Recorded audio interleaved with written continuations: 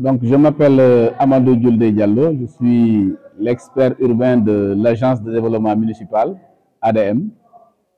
Et donc je suis venu ce matin à Kayar dans le cadre d'une mission qui a été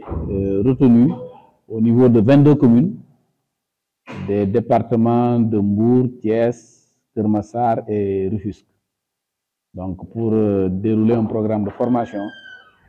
des élus, un programme de renforcement de capacité des élus dans le secteur de l'urbanisme. Donc c'est la raison pour laquelle on est venu ce matin à Kayar pour échanger avec les conseillers municipaux et partager avec eux les quelques notions que nous connaissons un peu en matière d'urbanisme. Voilà, et donc comme vous le savez, cette formation a visé le thème de l'urbanisme et de l'habitat. Pourquoi? Parce que, comme vous le savez, l'urbanisme est une compétence transférée. C'est parmi les 9 domaines de compétences qui ont été transférés aux communes. Et donc, nous avons choisi le thème de l'urbanisme pour cette première raison. La deuxième raison est que, dans le cadre du déroulement du projet de gestion des eaux pluviales et d'adaptation au changement climatique que pilote l'Agence de développement municipal, nous avons retenu de faire des études de planification urbaine dans le triangle Dakar-Mbour-Thiès. Donc, nous intervenons présentement dans le département de Keur Massar et de Rufisque pour faire des travaux d'aménagement pour lutter contre les inondations. Et donc, l'État du Sénégal a décidé d'étendre ses interventions au niveau des départements que je viens d'énumérer. Département de Mbour, département de Thiès. Donc, c'est ce qui justifie le choix sur les communes de ces 2 départements pour mener des études de planification urbaine. Ces études de planification urbaine doivent préparer les futures études qui vont être menées dans ces 2 départements. Comme vous le savez, si vous voulez lutter contre les inondations ou contre un autre problème urbain, il faut d'abord l'étudier et mieux le connaître pour pouvoir mieux le cerner et y apporter des solutions. Donc c'est ce qui justifie le fait que l'Agence de développement municipal, accompagnée par la Direction générale de l'urbanisme et de l'architecture, qui en assure le lead technique, nous avons pris ensemble à bras le corps l'élaboration des documents de planification urbaine dans ces agglomérations-là. Donc il y a 4 PUD qui vont être réalisés et nous sommes dans la phase de sélection du consultant qui va faire ces études. Donc on espère que d'ici 3 mois maximum,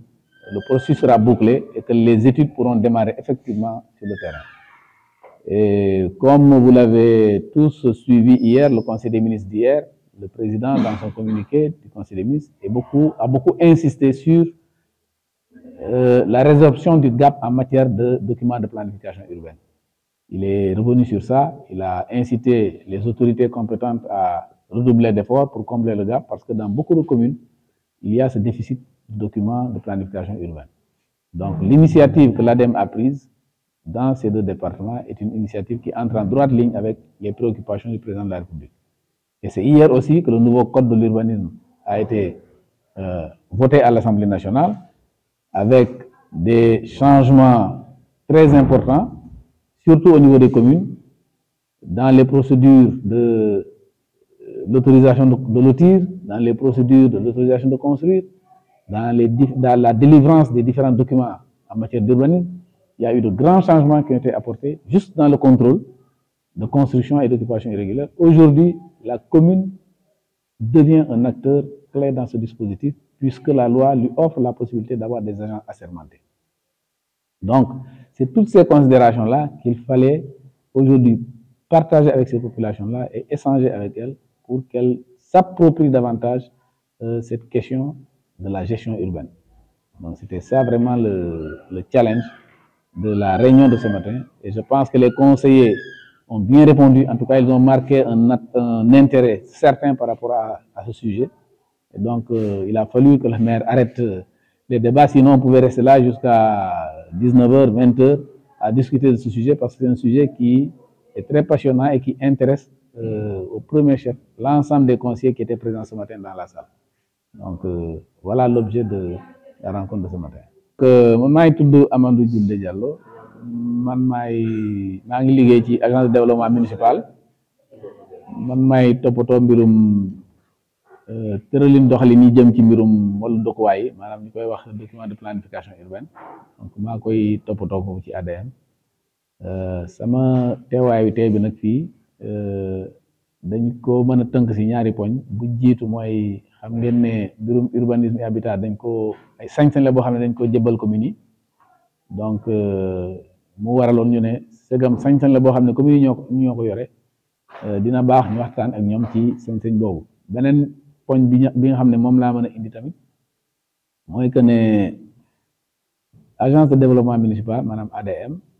dafa am liggéey bu ko nguur Sénégal dénk maanaam ci xeexu mbënd mi mu créé benn projet bu ñuy wax projet 2 donc ci cadre projet 2 bi nag am na ay liggéey yoo xam ne dañ ko sumb ak ay études yoo xam ne dañ ko war a def maanaam ay jàngat ci cadre jàngat yooyu nag la ñu newoon segam am na ay jàngat yoo xam ne day commencé fekk ñaari ba ñetti weer nañu jiitu dem ca commune ya waxtaan ak ñoom waxtaan ak conseillers yi ci mbirum urbanisme ak ci mbirum document de planification maanaam tëralin doxalin ci wàllu urbanisme ci wàllu dëkkuwaay pour que saa yu jàngat boobu commencé ki ko war a def consultant bi su ñëwee suy wax ak nit ñi suy wax ak askan wi ñu xam kii lan lay wax su boobaa li mu bëgg a jëlee ci moom dina ko gaaw a am parce que population bi dina dégg li mu wax dinañu xam lan la bëgg dinañ xam fan la bëgg a dem su boobaa am si population bi li muy wut dina yomb ci moom parce que suñu toogoon ba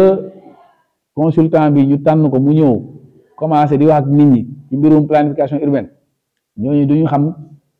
xam bopp bi duñu xam genn bi duñu xam lan lañ koy tontu duñu xam fan la jóge moo taxoon ñu ne balaa loolu di yegg si ñun foofu ñu dem waxtaan ak population yi waxtaan ak communes yi ak conseillers municipaux yi xamal leen lan mooy urbanisme ak habitat sañ-sañ boobu nga xam ne nguur Sénégal daf leen koo jox ci biir juróom-ñeenti sañ-sañ urbanisme ci la bokk lan moo waral loolu ak lan lay état di xaar ci ñoom si sañ-sañ boobu donc loolu moo tax ñu ñëw waxtaan si ak ñoom pour ñu xam sañ-sañ boobu lan la tekki lan la firi ak ban liggéey la ñuy xaar si ñoom bokk na ci suñ ko jéemee faram-fàcce tuuti rek bokk na ci mbirum lotissement yi nga xam ne bu dee suufu domaine national commune moo ci am wàll commune moo ci am sañ-sañ wax nañ ci mbirum tabax yi nga xam ne soo bëggee tabax sa kër waroo teg brique te ñaanoo autorisation de construire monsieur le maire moom moo koy délivrer sous-préfet approuvé bu dee da ngaa bëgg a toj sa kër waroo jóg ni rek toj sa kër te ñaanoo autorisation il faut nga laaj sañ-sañ bi monsieur le maire nga bind ko mu may la sañ-sañ bu dee da ngaa bëgg a toog fenn am sa projet wut suuf ak yooyu balaa ngaa jënd suuf wala ngaa wut suuf da nga war a bind monsieur le maire ñu xaar waaw ñu laajte suuf soosu lan lay nangu ak lan lay bañ loolu mooy certificat d'urbanisme lan la ñuy ban sañ-sañ la ñuy nangu ci suuf si ak lan la ñuy bañ ci suuf soosu loolu mooy certificat d'urbanisme il faut nga laaj maire boo ko jébbalee sa demande maire jox ko service technique yi ñu saytu ko tontu ko mu jël tontu boobu jébbal la ko yow mi ko doon laaj donc xeetu këyit yu mel noonu la ñu doon indil askan wi di ci waxtaan ak ñoom faram-fàcceel leen ko ba ñu xam këyit bu nekk lan mooy solo këyit boobu lu tax ñu koy wut lan mooy bénéfice bi ñu ciy am